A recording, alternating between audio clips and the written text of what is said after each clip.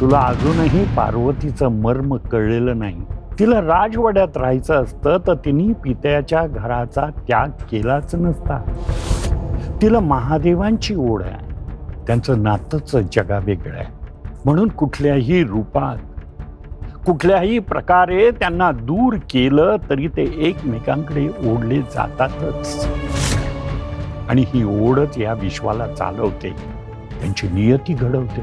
आणि हेच विधिलिखित आहे शुंभा. हे विधिलिखित आहे देवी. जन्मोजन्मी हेच घडत आले आणि आता तेच नातं या तुळजा रूपात नव्याने आकार घेत असेल तर हरकत काय? पण मग ही अस्वस्थता, ह्याचा काय अर्थ असेल? देवी, विवाहाची तयारी सुरू झाल्यानंतर प्रत्येक नववधूच्या मनात ही अस्वस्थता असतेच. याचा अर्थ कदाचित हाच असेल की तुम्ही सुद्धा या विवाहाला तयार आहात.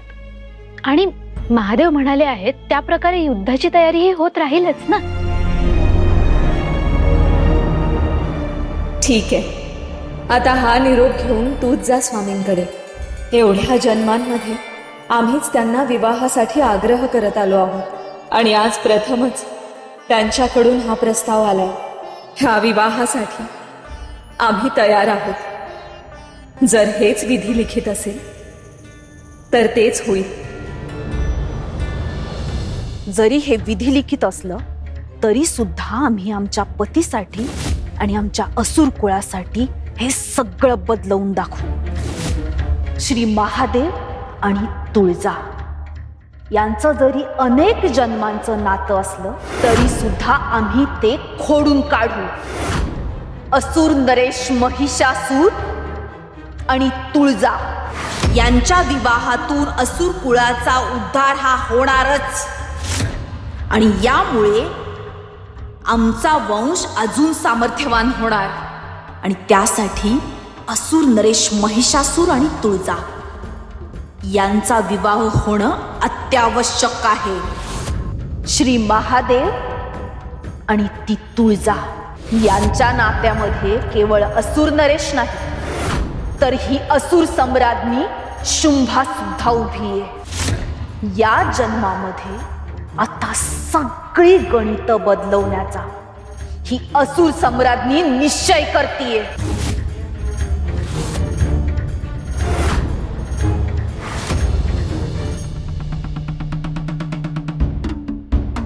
स्वामी, आपले जन्म जन्मांतरीचे नाते आहे. तुम्ही या रूपात आम्हाला विवाहासाठी विचारलं तेव्हा आमचा संकोच हा विवाह करण्यासाठी नव्हता तर आजूबाजूच्या परिस्थितीमुळे होता. मात्र हा विवाह होणे हे नियतीच्या मनात आहे आणि जगाच्या कल्याणाच्या दृष्टीने तो किती महत्वाचा आहे हे आमच्या लक्षात आले आहे. आम्हाला या रूपातही एक नवीन ओळख, एक नवीन अधिष्ठान मिळणार आहे. आगामी युद्धामध्ये संपूर्ण विश्वाला त्यातून लढायचे बळ मिळणार आहे. म्हणूनच आम्ही या विवाहासाठी होकार कळवत आहोत.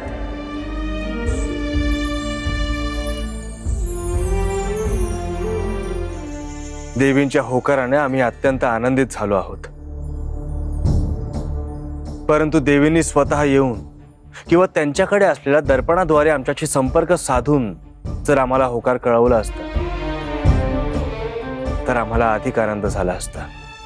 महादेव, त्या देवी असल्या तरी त्याआधी त्या एक स्त्री आहेत. आपणच सांगा, कोणतीही स्त्री आपल्या होणाऱ्या पतीला लग्नासाठी होकार कळवताना लाजणारच ना.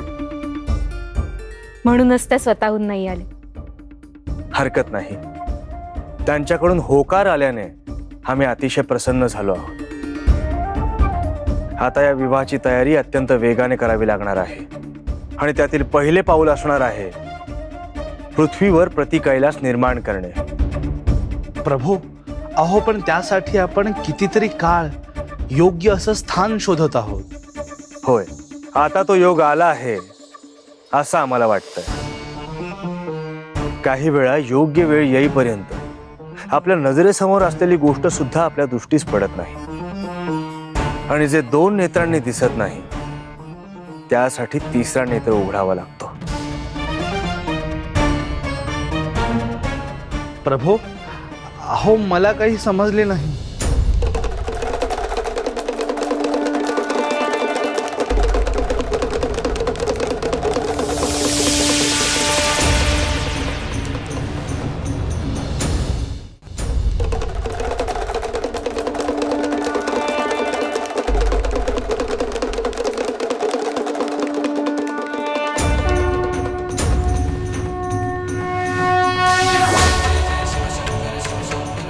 आता हा रुद्राक्षच आपल्याला योग्य मार्ग दाखवेल.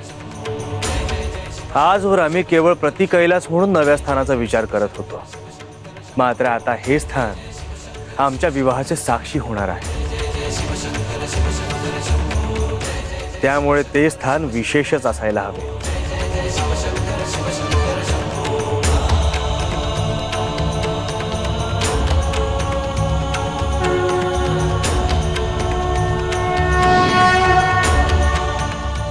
नंदी, ह्याचा मागोवा घे. हा रुद्राक्ष आता ज्या भूमीवर जाऊन पडेल त्या भूमीवरच आता प्रति कैलास निर्माण होईल. जशी आपली आज्ञा प्रभो.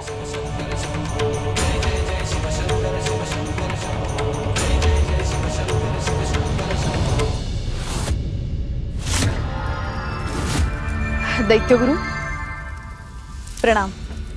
असुर नरेश महिषासूर युद्धाच्या तयारीसाठी सैन्याची जमवाजमव करत आहेत.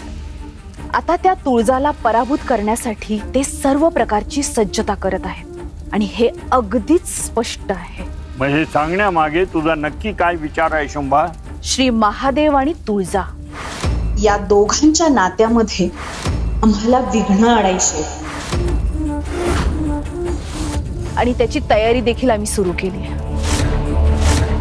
कोणत्या प्रकारे विघ्न आणणार आणि त्यासाठी तयारी काय केली आहे तुम्ही? सांगते.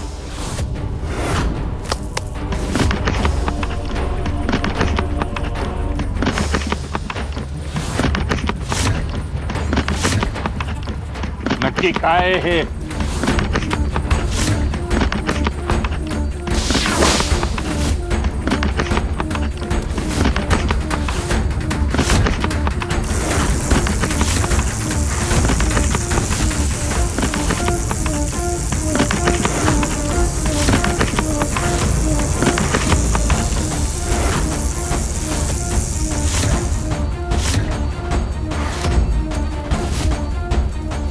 हे एक विशेष अस्त्र आहे, आमच्या बंधूंकडून आणलेलं अस्त्र. हे विनाशकारी आणि महाभयंकर आहे. या अस्त्राचा सामना साक्षात श्री महादेव सुद्धा करू शकणार नाहीत.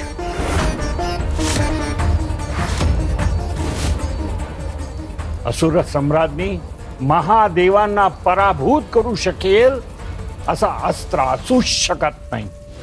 असुरांचे आराध्य आहेत ते, त्यांना कोण हरवू शकेल? अत्यंत सामर्थ्यवान व्यक्तीमध्ये दोष असतातच दैत्यगुरु, आणि प्रत्येक व्यक्तीमध्ये काही ना काहीतरी दुर्बल घटक असतो. आम्ही आता त्याच दुर्बल घटकाचा वापर करून श्री महादेवांवर मात करणार आहोत. असुरांना मिळालेले वर देवांना त्यांच्या पुढे नतमस्तक व्हायला लावतात. तसेच हे अस्त्र श्री महादेवांसमोर एक आव्हान म्हणून उभे राहील.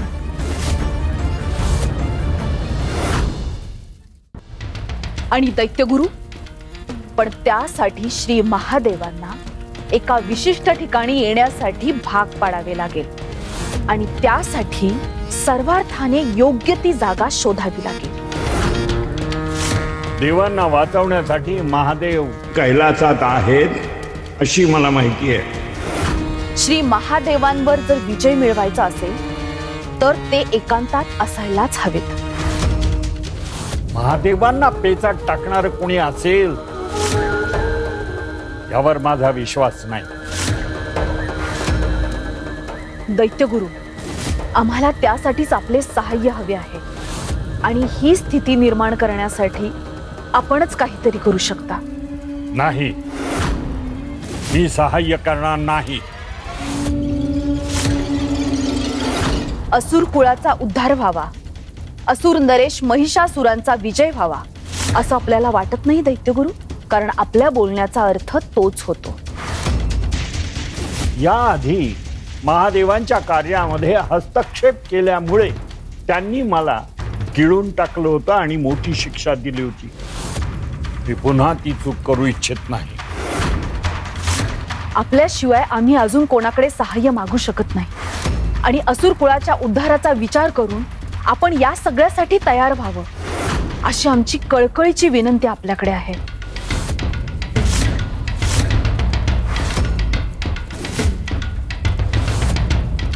ठीक आहे, असुर कुळाच्या उद्धाराचा विचार करून आम्ही तुम्हाला सहाय्य करण्यास तयार आहोत. महादेव कुठे आहेत, कसे आहेत, एकांतात आहेत का, हे शोधण्यासाठी आम्ही प्रयत्न करू.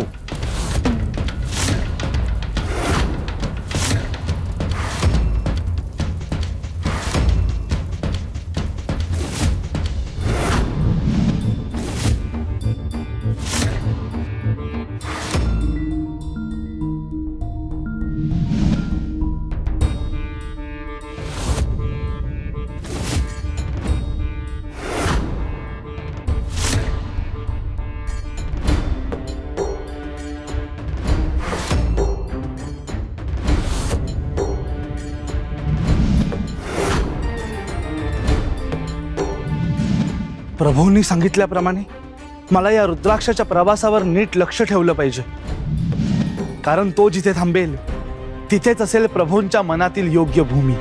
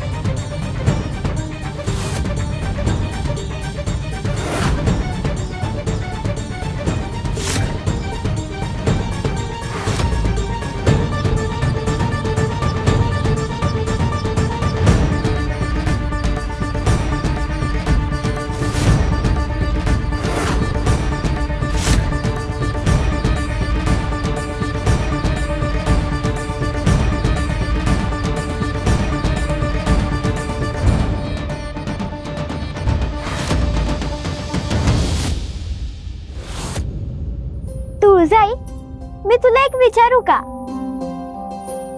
समजा मी नाही बोलले तर तू गप्प बसणार आहेस होय? विचार. तू देवी आहेस हे मला प्रल्हादला समजांना कळले, मग तरी बी तू कशा पायी घरातली कामं करतेस? हे असं रूप घेऊन दिवसभर राबत कशा पाय असतेस ग? आम्ही देवी असलो तरी आता मानवी रूपात आहोत की नाही, तर माणसाला त्याच्या घरातली रोजच्या आयुष्यातली जी कामं करावी लागतात ती सगळी कष्ट आम्हाला पण करायलाच हवीत ना, तरच आम्ही माणसांची सुखदुःख समजू शकतो. वय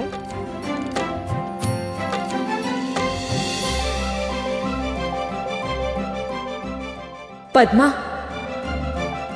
स्वामींना भेटलीस का ग? काय म्हणाले ते? कशाबद्दल? अगं, आम्ही तुला जे काम सांगितलं होतं त्याबद्दल. आमचा संदेश पोहोचवला स्वामींकडे? संदेश? कसला संदेश देवी? हा हा हा, तो संदेश होय. पोचवला.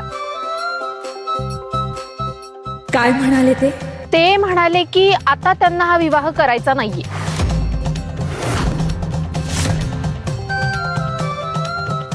पद्मा, तुला आमची थट्टा करायची आहे होय? तुला थट्टा करायची असेल तर राहू दे. कुणाचं लग्न होणार आहे? कुणाशी? काय बोलताय तुम्ही? अगं, तुझी ही तुळजाई आहे ना, तिचा विवाह होणार आहे महादेवांसोबत. मग तू मला सोडून जाणार तुळजाई?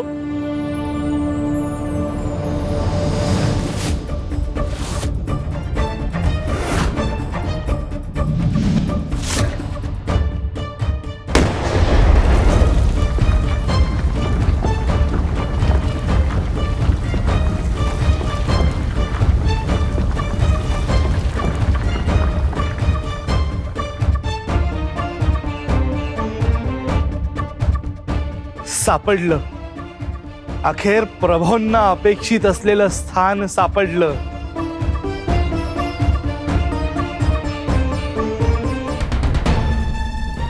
सापडला. मार्ग सापडला. मार्ग सापडला? त्वरित सांगा, कोणता मार्ग आहे तो? महादेवांच्या शक्तीचा माग घेत होतो. भूलोकावर येऊन त्यांच्या शक्तीचं बीज एका ठिकाणी केंद्रित झालेलं आहे.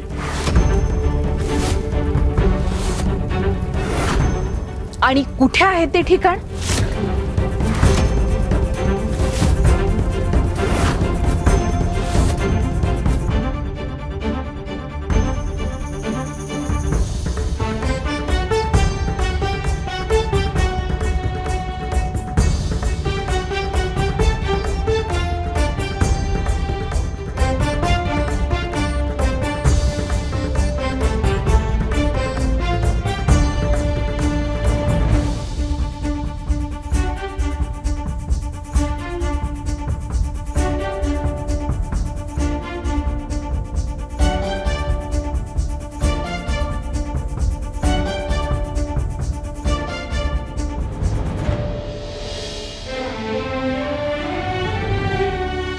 खरंच फारच अलौकिक, फारच विलोभनीय अशी ही जागा आहे.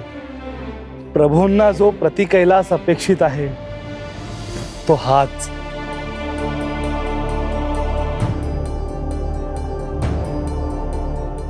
चला, एवढी मजल दरमजल करत इथपर्यंत पोहोचलो आणि आनंद याचा आहे की अतिशय योग्य जागा सापडली.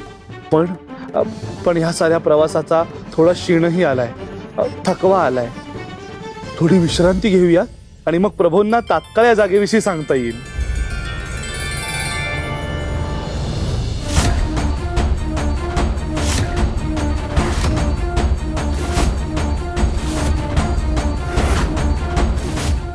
तू नक्की काय करायचं ठरवलंयस आता? दैत्यगुरु, आता हे अस्त्र सोडण्याची वेळ आली आहे. जिथे शिवाची शक्ती असेल तिथे जाऊन हे अस्त्र हाहाकार माजवेल.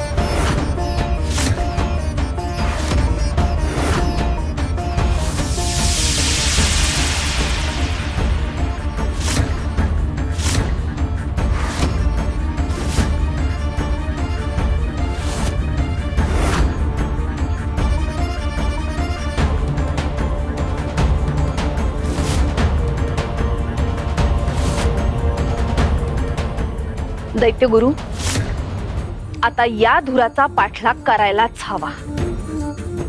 हो, हा नक्की काय प्रकार आहे, यातून काय घडणार आहे हे पाहण्याची मलाही उत्सुकता लागलेली आहे.